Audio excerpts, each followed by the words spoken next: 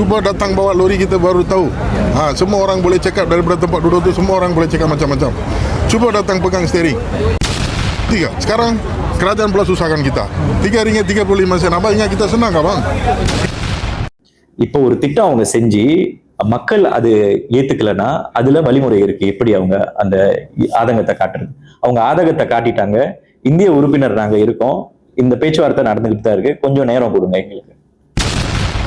எங்கள் பிழைப்பில் மண் வாகன இழுவை வண்டி ஓட்டுநர்கள் வீதியில் குமுறல். கொஞ்சம் அவகாசம் கொடுங்க, நாடாளுமன்றத்தில் பேசுகிறோம். பி. பிரபாகரன் தகவல்.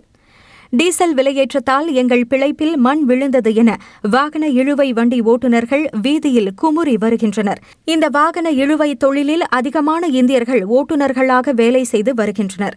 தற்போது அரசாங்கம் டீசல் விலையை உயர்த்தி டீசல் உதவித்தொகையில் புதிய அணுகுமுறையை கையாண்டதில் எங்களுக்கு டீசல் உதவித்தொகை கிடைக்கவில்லை என வாகன இழுவை வண்டி ஓட்டுநர்கள் தங்களின் ஆதங்கத்தை தெரிவித்துள்ளனர். Cuba datang bawa lori kita baru tahu.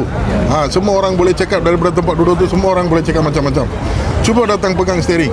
Cuba pancing satu kereta tepi highway tengok. Berapa kita punya rakan punya nyawa sudah hilang tahu.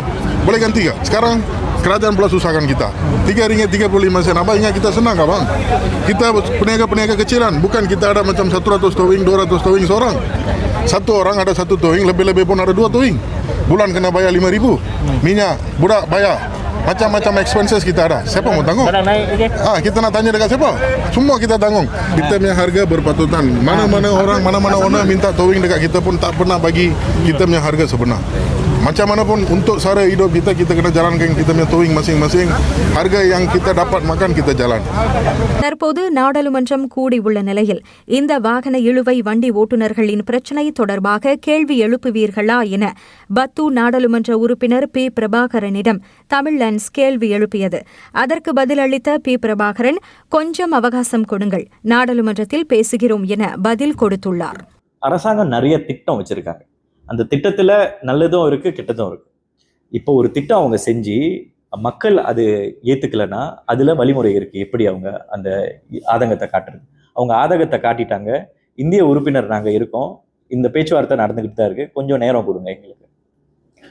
ஏன்னா நீங்க பாத்தீங்கன்னா நேற்று கொடுத்த நாடாளுமன்றத்துல கொடுத்த அந்த எக்ஸ்பிளனேஷன் ஆரம்பத்துல 2019 1 பில்லியன் கிட்ட இருந்த டீசல் சப்சிடி இப்ப 14 பில்லியன் கிட்ட இருக்கு. அப்ப அந்த வருஷத்துல 1 பில்லியன் கொடுத்து இந்த வருஷம் 14 பில்லியன்னா மக்கள் அவளை எண்ணெய் யூஸ் பண்றாங்களா இல்லை எண்ணெய் எங்க போகுதுன்னு நம்மளுக்கு தெரியல. ஸோ அரசாங்கத்தோட திட்டம் உண்மையா என்னன்னா இந்த சப்சிடி கொடுக்குற காசை சேவ் பண்றது தான். தேர்ந்த மக்களுக்கு, கஷ்டப்படுற மக்களுக்கு டைரக்ட்லி போய் சேரணும்ட்டு ஒரு திட்டம் போட்டதுல இந்த திட்டம் ரிஸ்க் எடுத்து தான் அரசாங்கம் செஞ்சிருக்காங்க. ஆனா இதுல மக்களோட காசை சேவ் பண்றதுல ஒரு பெரிய முயற்சி நடக்குது. அதுக்கு எங்களுக்கு கொஞ்சம் டைம் கொடுங்க. நீங்க மற்ற நாடை பார்த்தீங்கன்னா பக்கத்துல உள்ள நாடு தாய்லாந்து சரி, இந்தோனேஷியா சரி, நம்ம நாட்டோட விலை மாதிரி அவங்க கிட்ட இல்லை. நம்ம தான் ஆக லோவஸ்ட். ஸோ அதே அரசாங்கம் இப்போ கொஞ்சம் உயர்த்திருக்காங்கன்னா அது காரணமாக தான் இருக்கும். அதை புரிஞ்சுக்கிட்டிங்கன்னா நல்லது. அதை ரோட்டில் ப்ரொட்டஸ்ட் பண்ணுறவங்க கண்டிப்பாக நான் அவங்களை சந்திப்பேன், பேச்சுவார்த்தை நடத்துவேன். நேற்று நடந்த அந்த டிஸ்கஷனில் வந்து அப்போசிஷன் கவர்மெண்ட் மட்டும்தான் பேசினாங்க. எங்களுக்கெல்லாம் வாய்ப்பு கிடைக்கல. அடுத்த ஊசோல் வருது, கண்டிப்பாக நாங்கள் பேசுவோம்.